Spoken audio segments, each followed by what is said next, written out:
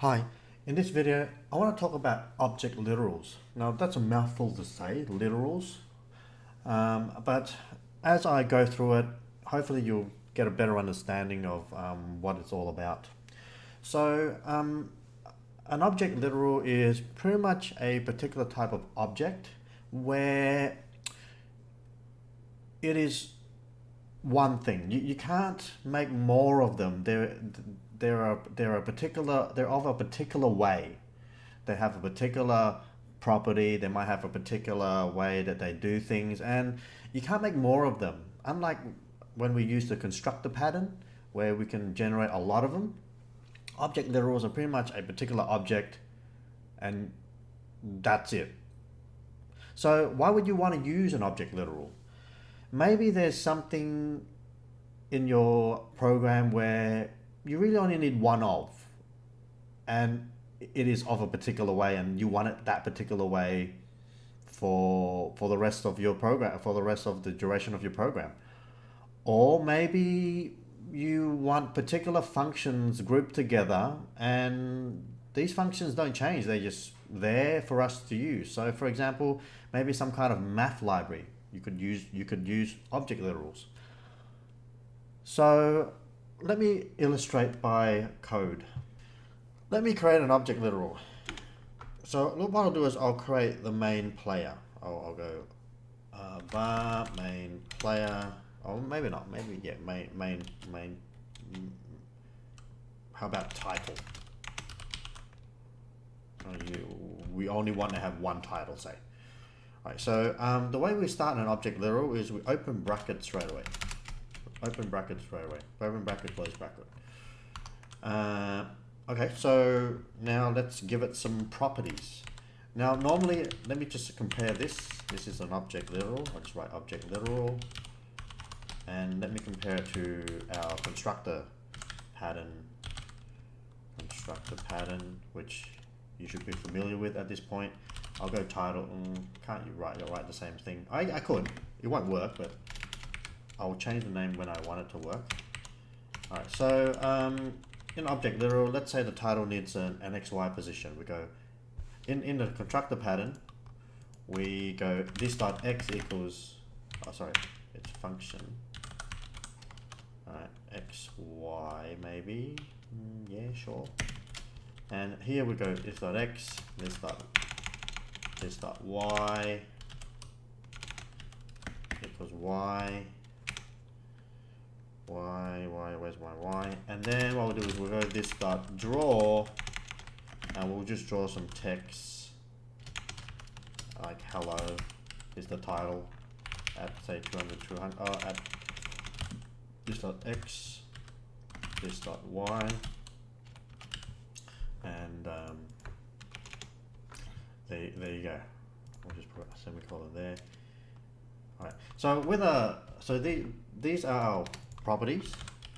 These are our properties, and this is our methods, or method, that's because there's only one. So with an object literal is a different syntax.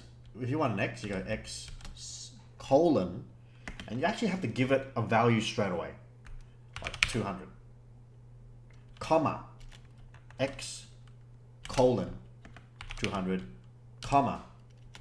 So I've just made these two things. And finally, I'll go draw colon function, and exactly the same thing. I'll write the exact same thing here. And no comma at the end there. And this is your object literal, and this is your constructor of the same thing. Now what I'll do is I'll write a little bit. I'll just go obj, and over here lit, and this one over here is title construct. There you go. Just to differentiate them a little bit.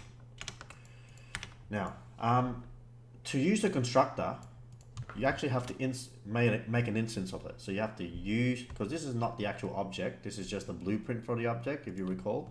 So what I'll do is go var title equals new title construct.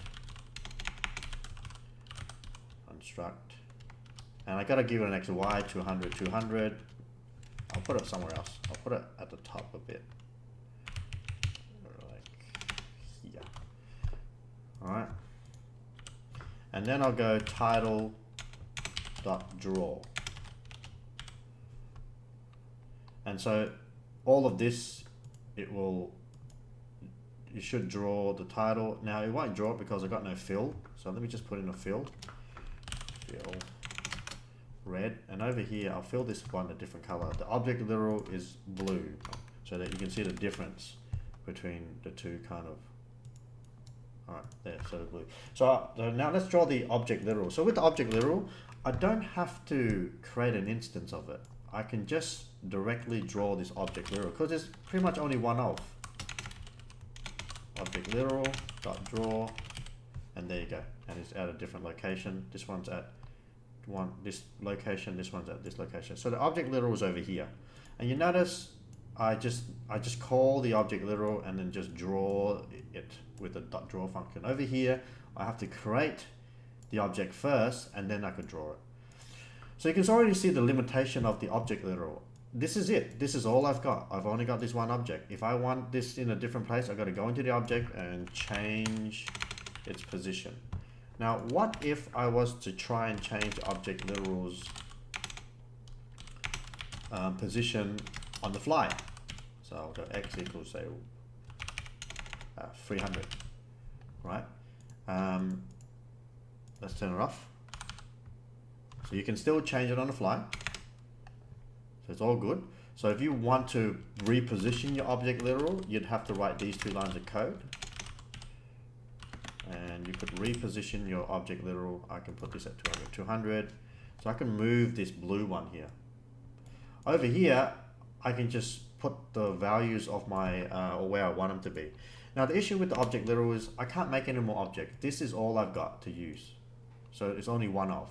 And that's kind of, in some ways, a good thing if that's all you want. You want to design code where you only want one of a particular thing and you can't make any more of it because you deliberately don't want any more of it. So you don't get confused or you end up trying to create more but then you're not supposed to. Whereas the constructor pattern is useful because, yes, I do want to generate more. If I want to generate more titles, right, I can just write this code again and just change my position and it will create another one. I just have to draw it again. This is title 1, this is title 2, and I can draw it again, right? Now I've got two titles here, right? So that's pretty much the object literal. Now, I don't often use the object literal. The object literals tend to be used quite sparingly, especially if I only want one thing. When you're creating a game, you do want a whole heap of things of the same thing. Here's when I'd used an object literal. Maybe I want my own math functions. So I might go var math, like hems math functions. And then over here I'd create a whole bunch of stuff. Like I might go I might create ran int as some function that takes in like two inputs, min and max, and it'll generate like my minimum and maximum. Maybe I'll create another function called calculate some stuff, which is another function that takes in some kind of input and then it does something. And now what I have is I have a whole bunch of functions that I could use that are all kind of in one kind of place.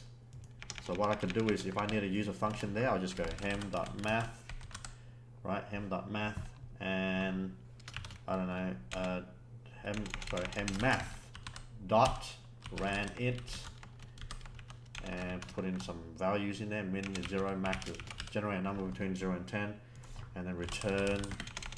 I can even write it right now. Should be something like this times min. What is it? Min plus. Sorry, times max minus min. Right, and then I could just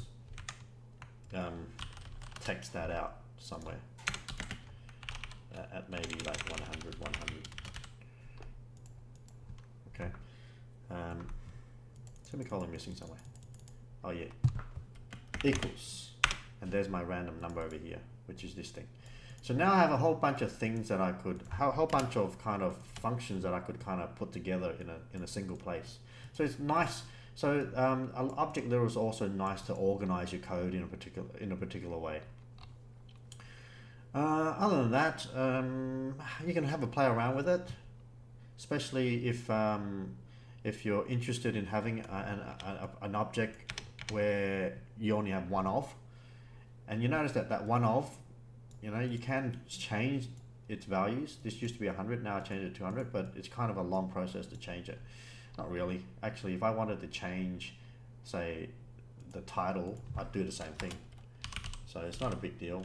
Title.x equals, I put it at like 300, and now it's at 300 there. Right, so actually the way you change it's the same. Anyway, thanks for listening.